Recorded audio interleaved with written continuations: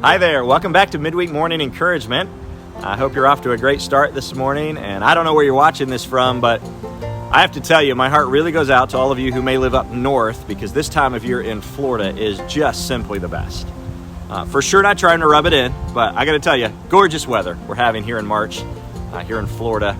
And if I haven't met you personally before, my name is John Tracy, and I'd love to just talk to you a little bit this morning about one of the dominant themes that we read about in the book of Proverbs. And that would be the centrality of the heart. I mean, you just simply cannot read Proverbs without concluding that your body only ends up going where your heart has already gone. You understand that? For example, your mouth, it's only going to say the things today that have already trafficked across your heart. Your eyes will only go where your heart has already gone. Your attitudes, they're only going to go where your heart has already gone. And so what we need is to regularly come back to this heart emphasis that we read about in Proverbs over and over and over again. And one of the first times we see it in the book is in chapter 4, verse 23. Listen to what the father says to his son in this chapter. Keep your heart with all vigilance, for from it flow the springs of life.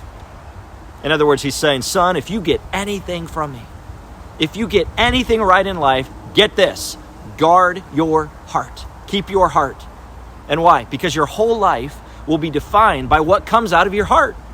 Everything that springs forth and pours out of your life, it's going to come from the spigot of your heart. Now, when we read about that word heart, what do you think that's talking about?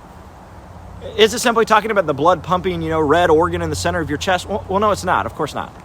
When the Bible discusses the heart, it isn't typically talking about anatomy. It's most often using that word to describe the control center of your innermost being. We might say the epicenter of what makes you, you. That place where your thoughts come from and your desires and your emotions originate deep, deep, deep within your soul. And so when we read about the heart in Proverbs, it's really going after the very core of what drives us and controls our decisions and shapes the way that we live our lives. And it's super clear in Proverbs that this matter of the heart needs to be something that we give very regular and very careful attention to, so that the cockpit of that control center of our hearts will remain fully surrendered to the will and ways of God.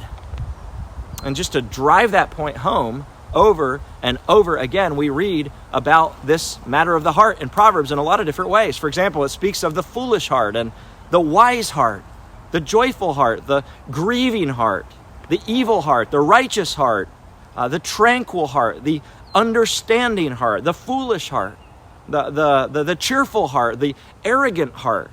Proverbs talks about the greedy heart and the angry heart. And I mean, the list keeps going on and on. You see, Proverbs wants you to know that everything you are experiencing in your life is directly connected to your heart. And that whatever controls your heart is certainly going to end up controlling you. And so what that means is that any degree of lasting change that is needed today in your life or in mine, it must begin with some careful inspection of the heart. Because the heart is always the problem. You understand that? That our greatest problems that we will face today will not come from outside of us. Like all those imperfect people in our lives and those less than desirable circumstances that are beyond our control. No, the Bible makes it super clear that my greatest problem is actually inside of me. It's the thoughts and motives and idols of my own heart.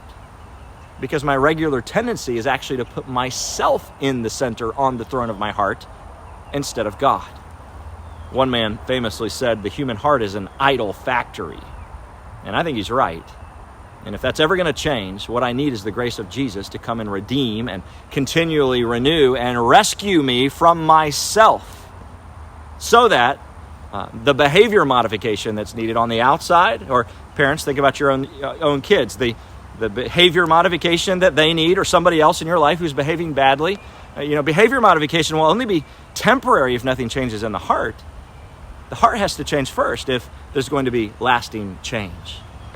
And so let's start our day off praying like the psalmist, create in me a clean heart, O God, and renew a right spirit within me. And then let's ask for his help to accept whatever he decides to allow as part of that necessary heart change renovation process from the inside out. Thanks for spending these few minutes talking about the heart with me this morning.